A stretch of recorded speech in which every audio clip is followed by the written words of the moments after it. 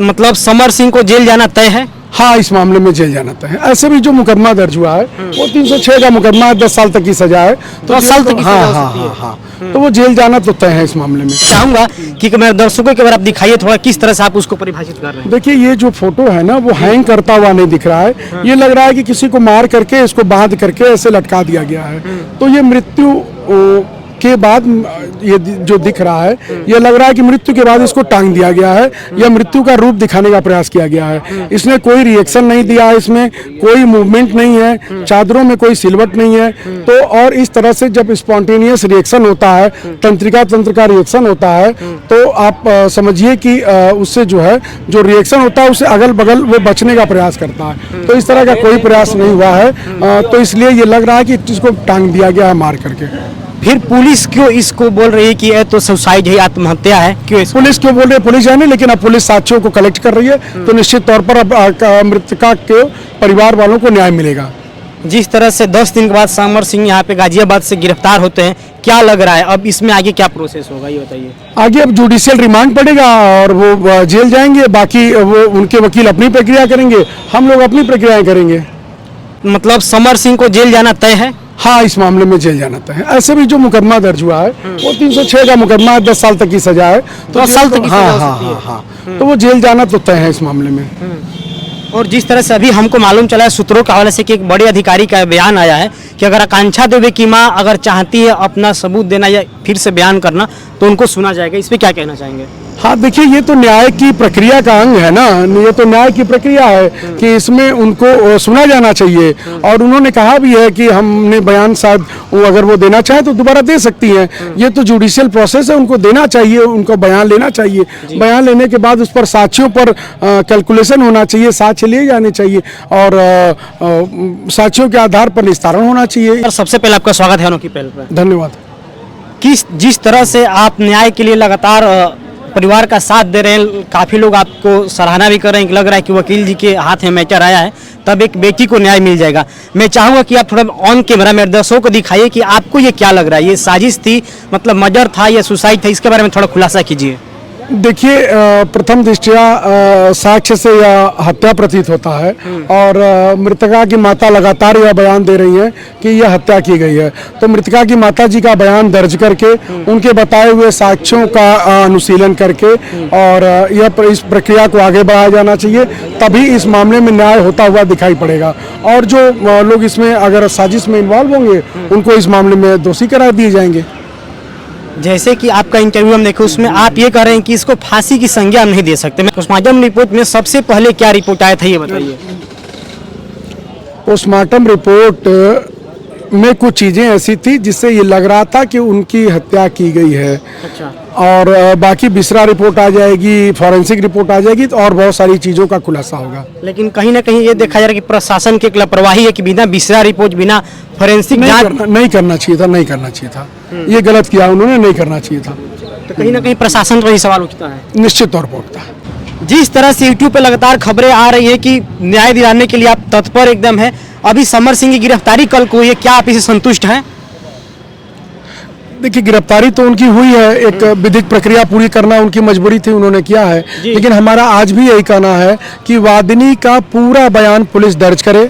वादिनी के बयान में जिन भी लोगों के खिलाफ वादिनी बयान दे रही है उन लोगों के बयान का कंसीडरेशन होना चाहिए, उनके बयान का कंसीडरेशन होना चाहिए।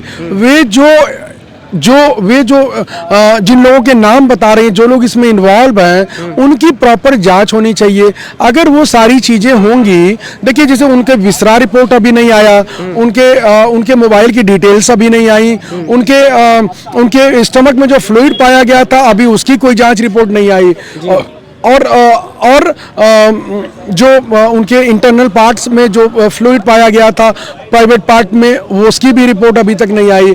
तो जब ये रिपोर्ट्स आ जाएंगी और जो लोग इसमें मोबाइल के कनेक्शन में इन्वॉल्व थे, जो लोग इसमें परिस्थितियों वश इन्वॉल्व थे, और वो फोटो आप देखेंगे तो लगेगा कि किसी ने गला दबा के या जहर पिला के हत्या कर दी है और हत्या करने के बाद उसको खूब बढ़िया से सजा उजा करके लगा दिया है।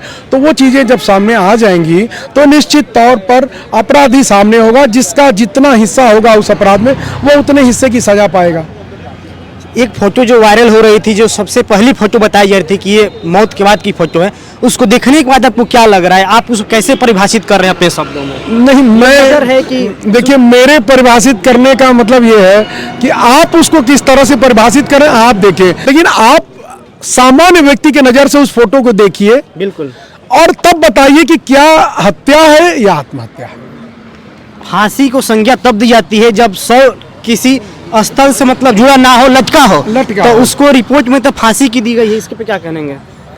अब तो देखिए, उसकी जो पोस्टमार्टम रिपोर्ट है वो एक्सपर्ट्स के माध्यम से होनी चाहिए थी, 2-3 डॉक्टरों का पैनल होना चाहिए था। विमेन क्राइम के संदर्भ में जो सुप्रीम कोर्ट, हाई कोर्ट की गाइडलाइंस हैं उनका पालन किया जाना चाहिए था और सभी जांच रिपोर्ट्स आ जानी चाहिए थी, तभी जो है कि विवेचना में कोई भी डिक्लेरेशन आना चाहिए था।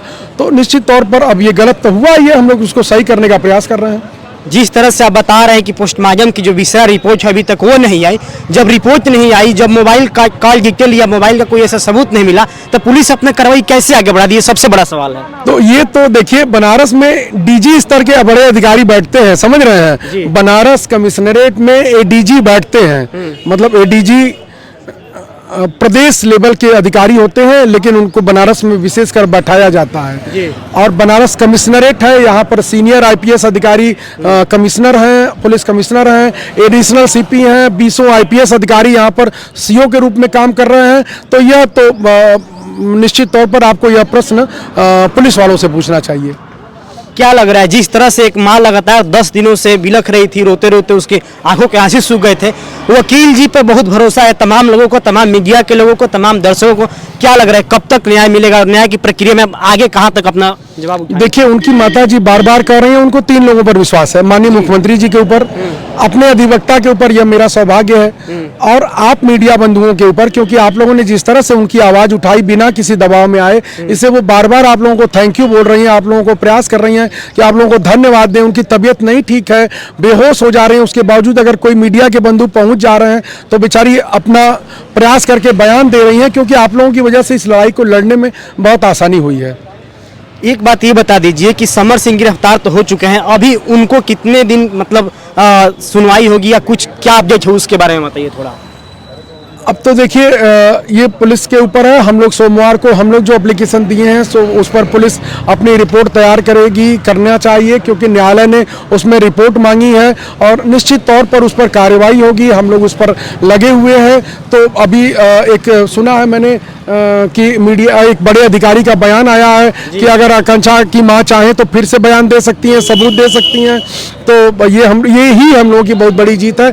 आकांक्षा की मां का बयान हो जाए, एविडेंस हो जाए, सारी रिपोर्ट्स आ जाए और सारी जांच रिपोर्ट्स आ जाए, उसके बाद जो भी विधि सम्मत साक्ष्य अनुकूल प्रक्रिया होगी वो होगी। देखिए, यहाँ पे वकील जी बहुत बड़ा खुलासा कर रहे हैं अनोखी पहल चैनल के माध्यम से कि एक बड़ी अधिकारी का बयान ये आया है कि आकांक्षा दुबे की मां फिर से अपना बात को रख सकती हैं, फिर से वो संतुष्ट नहीं है। यही बहुत बड़ी जीत है हम लोगों की आपके माध्यम से, क्योंकि अभी तक तो उसको डिक्लेयर कर दिया गया था कि वो आत्महत्या है, लेकिन पुलिस जांच करने को तैयार है इस एविडेंस पर। यही बहुत बड़ी बात है।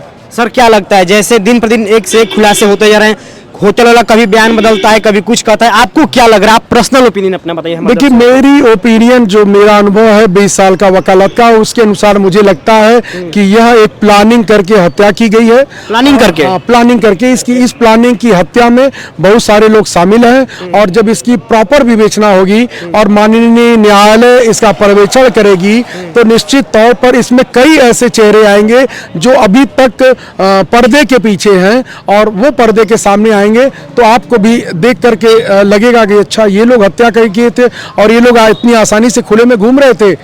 तो उस लड़की के साथ ईश्वर ने न्याय किया है कि उसकी तिरही नहीं बीतने पाई है और इतनी बड़ी घटना हुई, अभियुक्त की गिरफ्तारी हुई। अभी आज बड़े अधिकारी का बयान आया है, मुझे मीडिया के भाई बता रहे थे, तो ये आप लोगों के संघर्ष का परिणाम है। एक सवाल हमारा ये रहेगा सर कि अगर समर सिंह दोषी होता है तो किस धारा के अंतर्गत उसको कौन सी सजा मिलेगी और कठिन से कठिन सजा वकील जी क्या दिलवाएंगे उनको, ये बताइए। देखिए हम लोग प्रयास कर सकते हैं। पहले तो वो उन धाराओं में हमारी बातें सुनी जाएं, दर्ज की जाएं, उसके बाद उस पर एविडेंस कलेक्ट किए जाएं। तो ये अपराध तो देखिए 302 120 भी का है और उसके साथ ब्लैकमेलिंग, एक्सटॉर्शन और उनका शोषण किए जाने का है। तो निश्चित तौर पर ये इसमें एक बड़ी धाराएं बनेंगी। मुझे लगता है कि समाज के लिए एक बड़ा संदेश इस मुकदमे से निकलेगा।